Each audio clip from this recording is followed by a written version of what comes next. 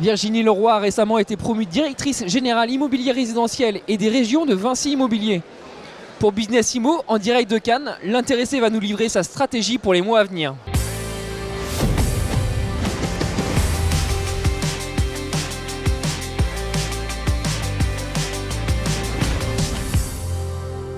Virginie Leroy, bonjour. Bonjour. Tout d'abord, félicitations pour cette nomination. Merci à vous. Sous ce nouveau costume, quelles sont vos missions ? Alors, ma mission, c'est tout d'abord de poursuivre le développement de Vinci Immobilier sur le métier du résidentiel, sur l'ensemble du territoire national. Le métier résidentiel, c'est à la fois ce qui recouvre le logement et les résidences gérées. Et puis, c'est aussi de poursuivre le développement des régions qui développent des projets en immobilier d'entreprise en partenariat avec le pôle immobilier d'entreprise de Vinci Immobilier. Il s'agit aussi pour moi, avant tout, de mettre en œuvre la stratégie environnementale de Vinci Immobilier qui consiste à aboutir à une ambition de zéro artificialisation nette à échéance 2030 et à réaliser 50% de notre chiffre d'affaires à minima en recyclage urbain au même horizon. Justement, vous venez de l'évoquer, comment on arrive à l'objectif de zéro artificialisation nette des sols à horizon 2030 ? Alors, on est aujourd'hui dans un contexte où le modèle de l'étalement urbain, quelque part, il est plus tenable. Il est plus tenable parce qu'il contribue au recul de la biodiversité, parce qu'il contribue au réchauffement climatique. Et il nous faut quelque part impérativement agir pour qu'on lutte contre cet étalement urbain. Et c'est pour donner une réponse à cette problématique qu'on s'est engagé dans cette voie sur notre stratégie environnementale et c'est pour cela qu'on est le premier promoteur aujourd'hui en France à s'engager sur cette atteinte de l'objectif du ZAN à horizon 2030, donc 20 ans avant les objectifs nationaux. Le ZAN, ça n'implique pas qu'on s'arrête de construire, ça implique plutôt de construire différemment, ça implique qu'on compense à l'échelle nationale chaque mètre carré artificialisé par un mètre carré désartificialisé à cet horizon-là. Et ça induit quelque part une remise en question de notre métier historique parce que d'une part, il va falloir s'intéresser beaucoup plus à notre ambition en matière de paysage, en matière de préservation de la biodiversité. Il s'agit de s'emparer de nouveaux modes opératoires sur nos projets. Il s'agit aussi de cibler des fonciers différents parce qu'on va pouvoir atteindre cet objectif en travaillant prioritairement sur des fonciers de type friche. Alors il peut s'agir de friches de tout type, des parkings en déshérence, des bâtiments publics qui ne sont plus utilisés, des bâtiments de bureaux qui sont devenus obsolètes, des friches commerciales, des friches industrielles à dépolluer. Et notre ambition, quelque part, c'est de devenir le référent en matière de recyclage urbain. Et sur l'ensemble des métiers de Vinci Immobilier, d'ailleurs pas que sur la partie résidentielle qui est la mienne. Et l'idée, c'est que, en fait, on ne peut réussir cet objectif qu'en travaillant à rendre plus intense le paysage urbain et à remplir ces friches avec des fonctions qui amèneront de nouvelles aménités et une nouvelle qualité de vie à l'ensemble des habitants de ces villes. Le ZAN, quelque part, c'est pas juste un des volets d'une stratégie RSE d'entreprise, c'est le cœur de notre stratégie environnementale et c'est l'ambition importante qu'on met sur cet objectif qui va faire que l'ensemble de nos collaborateurs vont se mobiliser pour l'atteindre. Très bien. Pour finir, impossible de ne pas vous interroger sur l'échéance électorale à venir. Qu'attendez-vous du prochain quinquennat en matière de logement ? Alors aujourd'hui, on fait face à une situation qui est particulièrement compliquée. Il manque 1 million de logements en France. On a plusieurs millions de mal logés aussi aujourd'hui en France.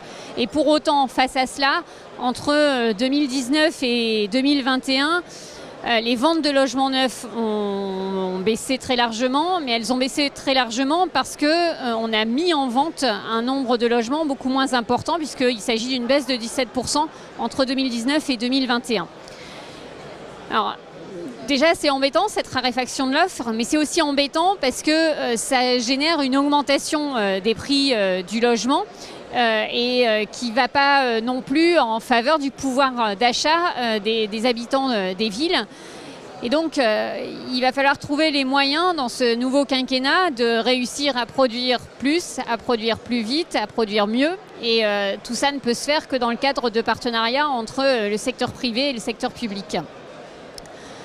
Ça veut dire travailler collectivement sur l'acceptabilité des projets, parce que un des freins aujourd'hui à la délivrance des permis de construire est la réticence des riverains qui habitent aux environs des projets à voir se densifier la ville, à voir arriver des chantiers et à quelque part à accepter cette densité. Donc il faut rendre cette densité aimable quelque part, et elle sera aimable parce qu'elle leur apportera un plus au quotidien.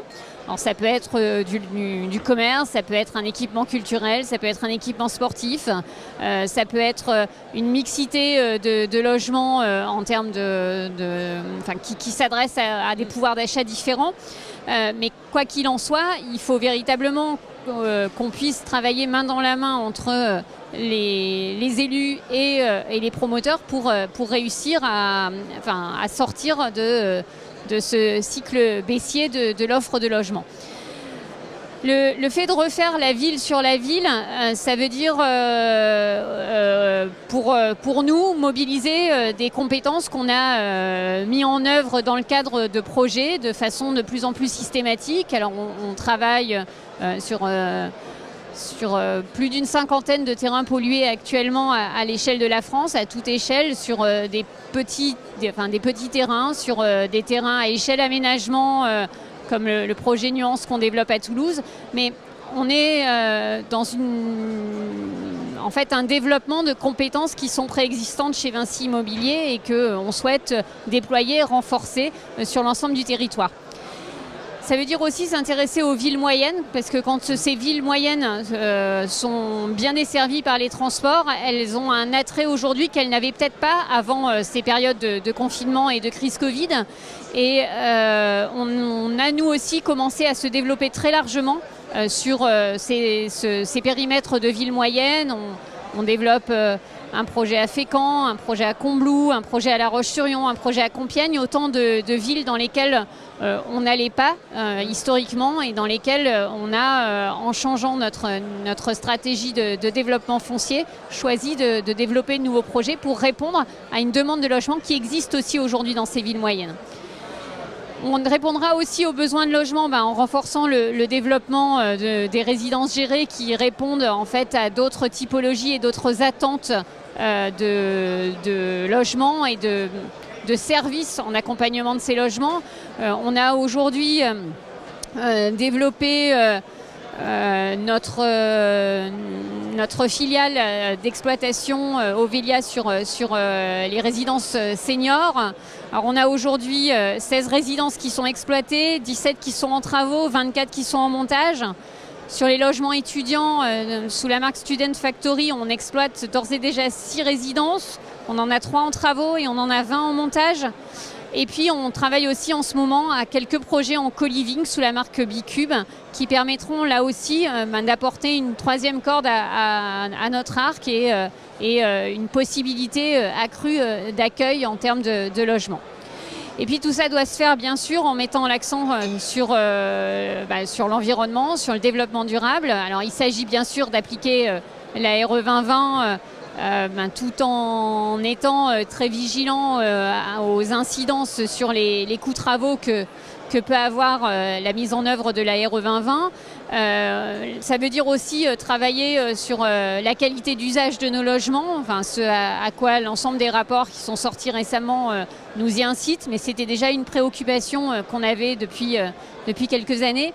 Et puis on a aujourd'hui un travail à la fois sur tout ce qui est biodiversité. On a développé sur un certain nombre de projets des corridors écologiques qui permettent de ramener la biodiversité en ville de façon durable et pérenne.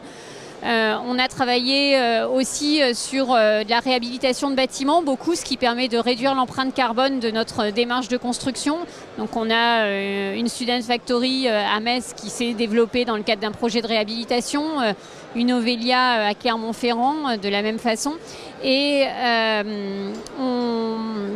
on a aussi des projets en gestation qui utilisent à la fois le bois et le béton bas carbone, voire ultra bas carbone. C'est le cas par exemple sur le projet d'Universen à Saint-Denis. Et c'est en combinant à la fois une approche bois et une approche carbone et en mettant le bon matériau au bon endroit, on arrive à réduire de 40% l'empreinte carbone du projet. Et ça me paraît particulièrement important tout à la fois d'arriver à développer une offre de logement plus significative, une offre plus verte et une offre qui réponde mieux aux évolutions des besoins des futurs habitants de nos logements. Virginie Leroy, merci beaucoup pour cette prise de parole sur notre plateau. Merci à vous. Et à très bientôt sur BITV.